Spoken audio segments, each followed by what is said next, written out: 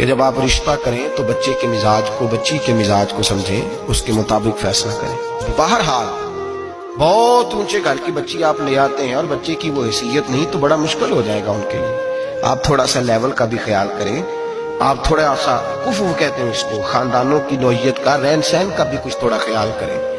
آپ رشتہ جب قائم کرنے لگیں تو اس پہ تھوڑی تحقیق کریں۔ ہمیں ملتا ہی کوئی نہیں تحقیق کرنے والا، کہتے ہیں پھوپھی گھر آ گئی تھی تو ابا جی کہتے ہیں میں مجبور ہو گیا تھا، میری بہن آ گئی تھی۔ تو میں اکثر کہتا ہوں ابا جی بیٹے کے حق میں تو مجبور ہو گئے، تو اگر بہن آ کے کہتی ساری جائیداد میرے نام کر دو، پھر ابا جی کوئی نہیں مجبور ہوتے، پھر چپ رہتے ہیں۔ اگر آپ ناراض نہ ہو جائیں تو ویسے 95% رشتے دولت کی بنیاد پہ ہوتے ہیں۔ تو کیا ہوتا ہے؟ دولت کے ساتھ رشتے ہوتے ہیں۔ انہیں بچیوں کے رشتے کرنے، منت کر رہا ہوں، انہیں بچوں کے رشتے کرنے، خدا رہا ان کی بنیاد صحیح رکھنا۔ ہم تو ایک سائڈ پہ ہو جائیں گے، بڑے لوگ تو بڑی جلدی کونوں میں گھس جائیں گے۔ ان کو آگ میں نہ جھونکنا، خدا رہا بیٹے کے ساتھ ظلم نہ کرنا، بیٹی کے ساتھ زیادتی نہ کرنا، ان کو ساری زندگی آپس میں جھگڑنے کے لیے تنہا نہ چھوڑ دینا۔ میرے نبی کریم صلی اللہ علیہ وسلم نے فرمایا 3 چیزیں دیکھ کے لوگ شادی کرتے ہیں۔ حضور کیا؟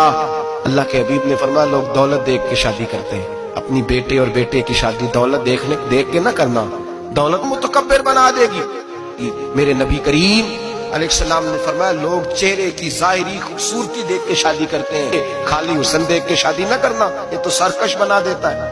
حضرت ابو بکر شبلی رحمۃ اللہ علیہ صوفی بزرگ تھے، ایک نوجوان آ گیا، کہنے لگا حضور میں آپ کی بیٹی پہ عاشق ہو گیا ہوں، اور میں ڈائریکٹ اس کی طرف نہیں گیا، میں نے اس کو کوئی وسوسہ دے کے اپنے ساتھ اس کو ایڈجسٹ کرنے کی کوشش نہیں کی، میں اخلاقیات کے دائرے میں رہ کے رشتہ لینے آیا ہوں۔ فرمایا تجھے میری بیٹی کی کون سی چیز اچھی لگی؟ نوجوان کہنے لگا خوبصورت بڑی ہے۔ آپ نے فرمایا ٹھیک ہے، تو 1 مہینے کے بعد آنا، میں تیرا رشتہ کر دوں گا۔ حضرت نے اس کو دوائی کھلائی، بچی کو دست آنے لگے، پخانے لگ گئے۔ 1 مہینہ سارا وہ پخانے کرتی رہی، وہ جو پخانا کرتی تو ایک مٹکے میں گھڑے میں سنبھال دیتے۔ 1 مہینے کے بعد وہ نوجوان آیا، اس نے دیکھا کہ اس کی آنکھوں کے نیچے سیاہیاں پڑ گئی، رنگ بدل گیا ہے، کمزور ہو گئی، ہاتھ کانپتے، ہڈیوں کا گٹھا بن کے لگی ہوئی ہے۔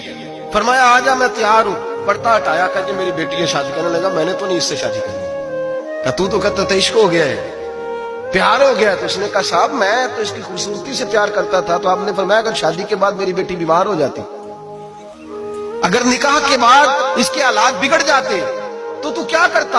آپ نے فرمایا ادھر آ میں تجھے بتاؤں تجھے پیار کس چیز کے ساتھ تھا۔ اس کا بازو پکڑا اور گند والے مٹکے پہ لے گئے، فرمایا تو اس گند سے پیار کرتا، یہ ہے تیری موت۔ میرے نبی پاک صلی اللہ علیہ وسلم نے گھر ٹوٹنے سے بچانے کا نسخہ پہلے یہ بتایا، فرمایا خالی دولت دیکھ کے شادی نہ کرنا، دولت متکبر بنا دے گی، اور خالی حسن دیکھ کے شادی نہ کرنا، حسن آدمی کو سرکش بنا دیتا ہے۔ حضور کیا دیکھیں؟ فرمایا دین دیکھ کے شادی کرنا، اللہ تمہارے لیے برکت پیدا فرما دے گا۔ اللہ کرے ایسے لوگ بھی ملیں جو کہیں پہلے پوچھ لینا بچہ نمازی ہے کہ نہیں۔